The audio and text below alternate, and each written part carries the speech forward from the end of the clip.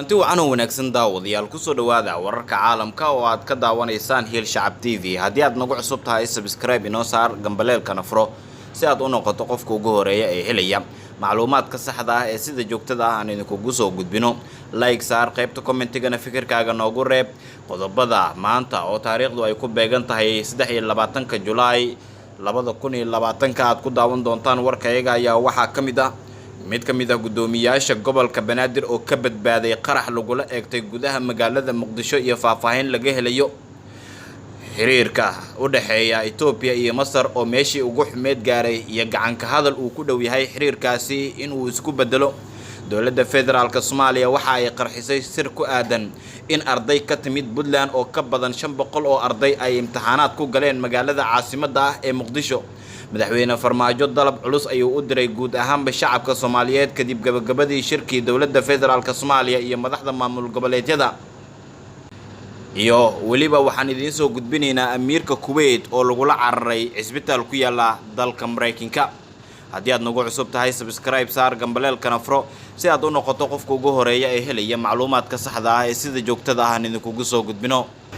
aynu ku horeynaa haddii aynu eegno shirkii u dhaxeeyay dowladda federaalka Soomaaliya iyo maamul goboleedyada ayaa lagu soo gabagabeeyay xalay magaalada Dhuusamareeb iyadoona shirkaas la isku raacay qodobo kala duwan oo ay ugu horeyso in doorashada xilligeeda ay ku dhacdo isla markaana 15 bishan soo aadan dib la isugu soo laabto si loo dhameystiro qodobada muhiimka ah.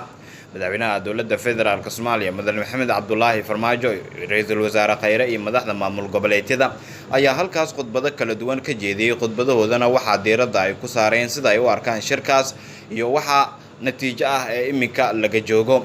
madaxweyne Maxamed Cabdullaahi Farmaajo dalab culus ayuu u diray shacabka kadib shirkaasi markii uu soo gabagaboobay. madaxweynaha Soomaaliya Maxamed Cabdullaahi Farmaajo ayaa ka qayb galay shirweynaha wadatashiga heer federaal iyo heer dowlad goboleed waxaana uu ka warbixiyay geedi socodka dheer ee loo soo maray sidii shacabka Soomaaliyeed loogu soo celin lahaa xuquuqdooda dastuuriga ah ee ku aadan inay doortaan hoggaanka ay ku aaminayaan talada dalkooda. madaxweynaha ayaa sheegay in dowladda federaalka Soomaaliya ay wada xaajood ku saabsan dhameystirka hanaanka doorashooyinka iyo kheyraad wadaaga la furtay dowlad goboleedyada bilowga muddo xileedkiisa taas oo tilmaamay inay ka go'an tahay in wada tashi midnimo loogu guuro hanaanka doorashada loo dhan yahay. danta guud inaan ka shaqeyno waa mas'uuliyad ina wada hortaala. rajadu maanta aad ayay u wacan tahay.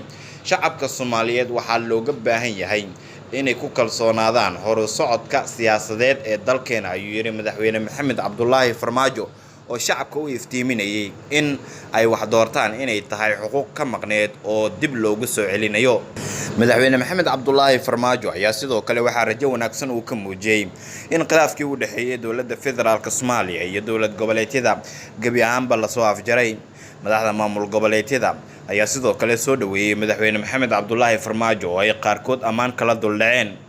sidoo kale wararkii ugu dambeeyay ee Dhuusamareeb ka imaanaya waxa ay sheegayaan in Axmed Madoobe Saciid Dani iyo madaxweyne Maxamed Cabdullaahi Farmaajo kulan gaar ah ay leeyihiin isla markaana kulankaasi ay u badan tahay in gabi ahaanba lagu soo gabagabeynayo is-afgarawaaga siyaasadeed ee muddooyinkanba u dhaxeeyay dowladda federaalka Soomaaliya iyo maamulka Jubbaland.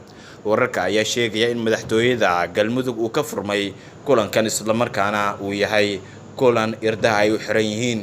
dad aad uga dhow shirkaas oo aan la hadalnay ayaa inoo sheegay in kulanka uu jiro laakiin ay u badan tahay in labada dhinac ay si dhab ah ugu wada heshiinayaan. wixii warar ay ku soo kordha wararkeena iyo barnaamijyadeena dambe ayaan idinku soo gudbin doonaa hadduu eeba ka raali noqdo.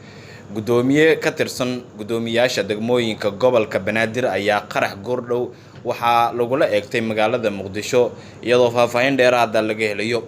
warar kala duwan ayaa ka soo baxaya qarax goordhow ka dhacay qaybo ka mid ah Muqdisho kaas oo ahaa miinada dhulka lagu aaso. qarax ayaa lagu soo waramayaa inuu ka dhacay inta u dhaxaysa isgoysyada Samca iyo Fagax ee magaalada Muqdisho. wararka ayaa sheegaya in qaraxa lala eegtay gaari uu lahaa gudoomiyaha maamulka degmada Yaaqshiid ee gobolka Banaadir. dad goobjoogayaal ayaa warbaahinta u sheegay in qaraxaas uusan geysan wax khasaare ah isla markaana ay goobta gaareen ciidamo ka tirsan kuwa ammaanka. ilaa haatan ma jiro wax faahfaahin oo ku saabsan saraakiisha ammaanka iyo maamulka degmada Yaaqshiid oo ku aadan qaraxaasi iyo cid mas'uuliyadeeda iska leh. maalmihii ugu dambeeyay gudaha caasimadda waxaa kusoo badanayay qaraxyada nooca amiinooyinka dhulka lagu aasa ah oo lala beegsanayay mas-uuliyiinta ka tirsan dowladda federaalka Soomaaliya iyadoona faahfaahin aan la helin ilaa iminka. fadlan haddii aad nagu cusub tahay subscribe saar gambaleelkana furo si aad u noqoto qofka ugu horeeya ee helaya macluumaadka saxda ah ee sida joogtada ah aan idinkugu soo gudbino. markana waxaynu eegaynaa dhinaca iyo dowladda Ethiopia oo ku hanjabaysa in sida ay doonto ay u isticmaalayso biyaha webiga Nile oo khilaaf xooggan uu kala dhaxeeyo dhinaca Masar. wasiirka arrimaha dibadda Ethiopia Gedu Andargeshew ayaa sheegay in Ethiopia ay biyaha webiga Nile u isticmaali karto ujeedada ay rabto. wasiirka ayaa waxa uu sheegay in xilligan la joogo xilligii Ethiopia ay shacabkeeda uga faa'iideyn lahayd biyaha webiga isla markaana meesha ayuu ka saaray wararka la isla dhexmarayo ee la xiriira in Ethiopia kala tashanayso arrinta la xiriirta isticmaalka biyaha dhigeeda Masar. biyaha webiga Nile maanta waa la xakameeyay oo biyo xireenka ayaa biyihii qabanaya webigana waxa uu hadda isu bedelay haro aad u weyn. biyaha webigana qulqulkiisa waxa uu sii wadayaa xilliga la doono. Ethiopiana harada biyaha webiga ay ka samaysatay iyada ayaa iska leh oo sida ay doonto u isticmaalaysa ayuu yiri. Ethiopia iyo weliba Masar waxa ay ku dhow yihiin in sheekadooda ay isku dhaafto. Ethiopia iyo Masar waxay u badan yihiin in sheekadooda ay isku bedeli karto gacan ka hadal.